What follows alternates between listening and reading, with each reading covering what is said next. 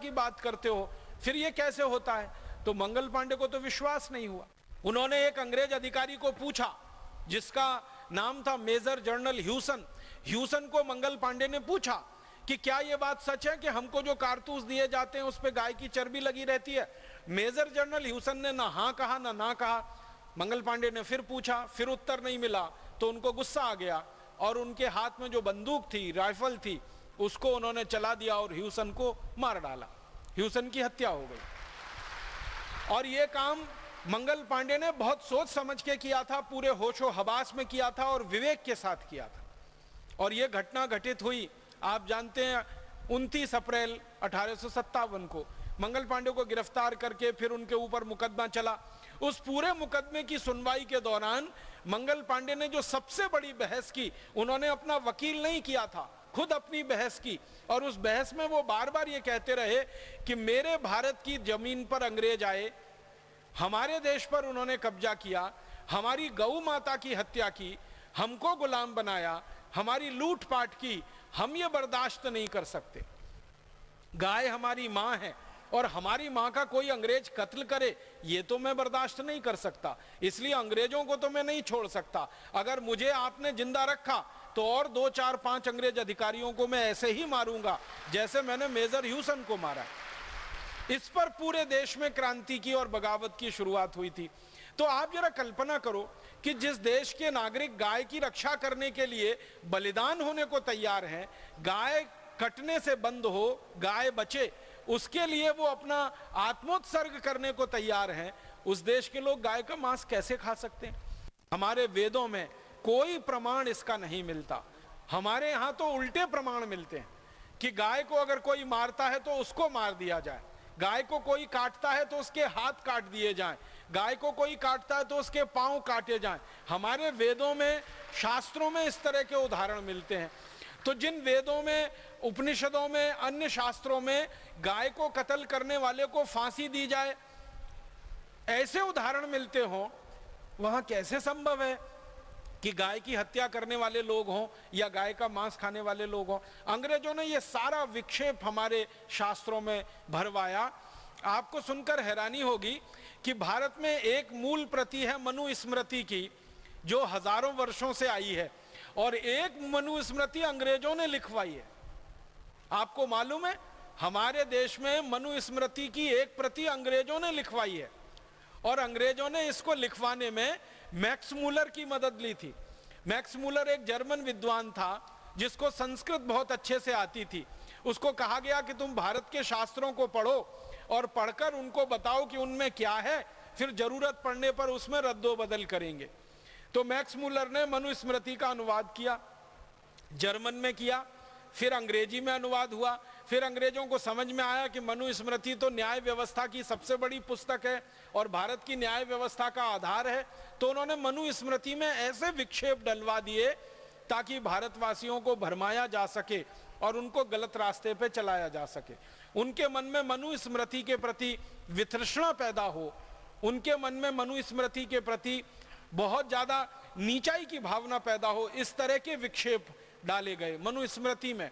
इसी तरह के विक्षेप डाले गए हमारे अन्य बहुत सारे ग्रंथों में, और अंग्रेजों की इसकी बहुत बड़ी टीम थी और बड़े भारी लोग इस काम में लगे हुए थे। कोई साधारण अंग्रेजों ने यह काम नहीं किया है। मैं नाम ले लूं अगर, तो एक अंग्रेज का नाम सबसे ज्यादा ले सकता हूं।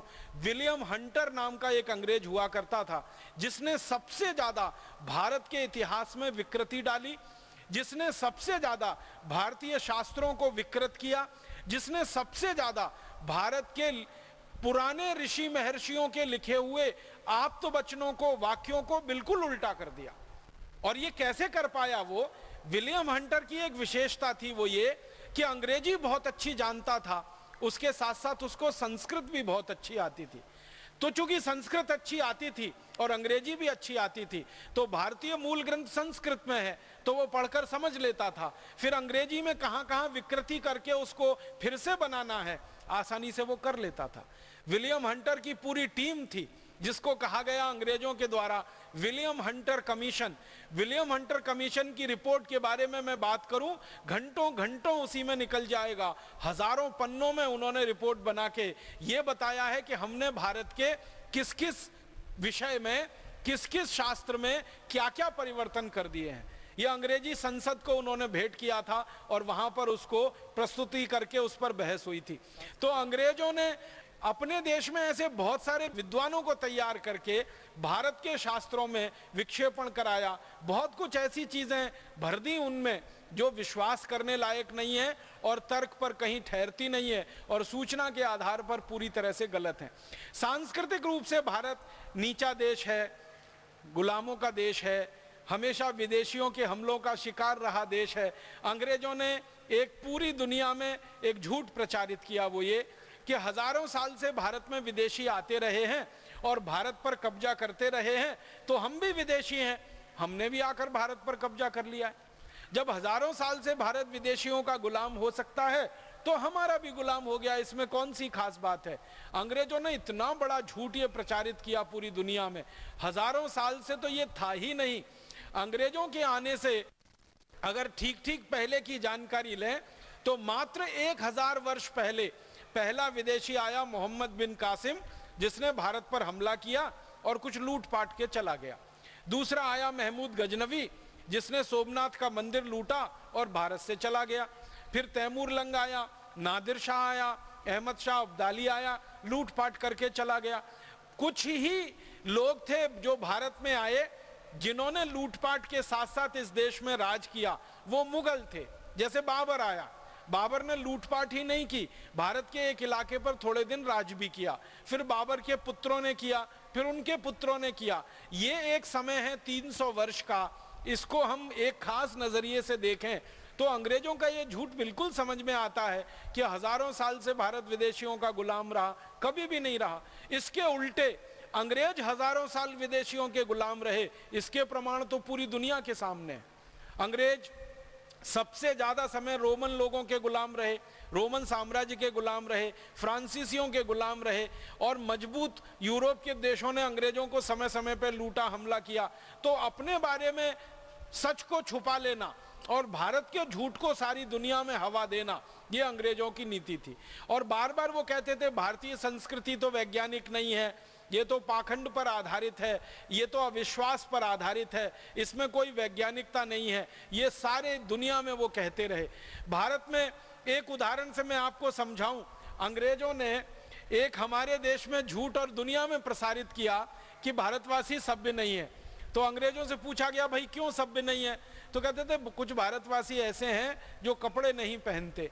अब हमारे भारत में एक समाज है जिसको हम जैन समाज कहते हैं। जैन समाज में एक दिगंबर पंथ के लोग हैं, वो वस्त्र नहीं पहनते। वो ये मानते हैं कि ये वस्त्र भी जो हैं इनको भी छोड़ देना चाहिए। उनकी अपरिग्रह की भावना इतनी तीव्र होती है कि वो वस्त्रों को भी धारण करने में परिग्रह मानते हैं। तो जैन समाज के दिगंबर पंथ के लोगों ने वस्त्र छोड़ रखे हैं, तो उनके साधु सन्यासी बिना वस्त्र के रहते हैं। अब किसी अंग्रेज ने उनको देख लिया तो लिख दिया कि भारतवासियों को तो वस्त्र पहनना नहीं आता, इनको तो सभ्यता नहीं आती। अब हमारी दृष्टि से हम देखें उनको तो वो अपरिग्रह की चरम स्थिति में पहुंचे हुए सिद्ध पुरुष हैं, त्याग की पराकाष्ठा पर बैठे हुए व्यक्ति हैं, क्योंकि उनको कपड़े भी नहीं चाहिए। और अंग्रेजों की दृष्टि से देखें तो असभ्य लोग हैं क्योंकि कपड़े नहीं पहनते। इन अंग्रेजों को यह बात मालूम थी कि जब अंग्रेज जंगली और बर्बर थे सारी दुनिया में, तो सबसे ज्यादा कपड़ा भारत का ही बिकता था और भारत का ही बनता था। और खुद अंग्रेज हजारों साल तक भारत का कपड़ा पहनकर अपनी नग्नता को ढकते रहे, छिपाते रहे। अंग्रेजों से पहले के रोमन साम्राज्य की बात बताऊं तो 3000 साल रोमन साम्राज्य के सभी राजाओं ने, सभी रानियों ने और रोमन साम्राज्य के साधारण नागरिकों ने भारत के बने हुए कपड़े पहनकर अपने नंगेपन को ढका है और अपने नंगेपन को छुपाया है। वो तो कपड़ा बनाना नहीं जानते थे, पहनना तो बहुत दूर की बात है। जब यूरोप में कोई कपड़ा बनाना नहीं जानता था, सारी दुनिया में भारत का कपड़ा बिकता था और 3000 साल भारत ने कपड़े का निर्यात करके सोना कमाया है। भारत का कपड़ा बिकता था तौल के हिसाब से। तराजू के एक पलड़े में कपड़ा रखा जाता था, दूसरे पलड़े में सोना रखा जाता था। भारत का कपड़ा अगर 1 किलो का थान है ना, तो बराबर 1 किलो सोना मिलता था उसके बदले में। तो हमने कपड़ा बेचकर सोना कमाया है, इसलिए सारी दुनिया का सोना भारत में आया और इसलिए भारत सोने की चिड़िया बन गया। ये सत्य अंग्रेज जानते थे लेकिन जानबूझ के उन्होंने इतिहास में यह डाल दिया कि भारतवासी तो असभ्य हैं। बहुत सारे ऐसे उदाहरण हैं। तो हमारी संस्कृति को नीचा दिखाना, हमारी सभ्यता को नीचा बताना, हमारे इतिहास को विकृत कर देना, शिक्षा व्यवस्था को हमारा पूरा तहस नहस कर देना, हमारी भाषा को तहस नहस कर देना, इन सब के पीछे अंग्रेजों का मूल उद्देश्य अगर था तो एक कि भारत को गुलाम बनाकर रखना है ताकि इस देश को लूटा जा सके। हम अगर किसी के गुलाम होते हैं तभी हम लूट सकते हैं। अगर हम स्वतंत्र और आजाद हैं हमें कोई नहीं लूट सकता। आप अपने घर के बारे में ये समझने की कोशिश करिए कि अगर आपका घर स्वतंत्र है, आजाद है, स्वाधीन है, तो आपके घर पर कोई हमला नहीं कर सकता, आपके घर को कोई नहीं लूट सकता। लेकिन अगर आपका घर किसी का पराधीन हो जाए, किसी का गुलाम हो जाए, तो जो आपको गुलाम बनाएगा, जो पराधीन बनाएगा, वो कभी भी आपके घर को लूट लेगा और आप कुछ नहीं कर पाएंगे। तो अंग्रेजों ने यही किया, भारत को पराधीन बनाना, गुलाम बनाना, ताकि भारत को लूटा जा सके। और लूटने के लिए भारत के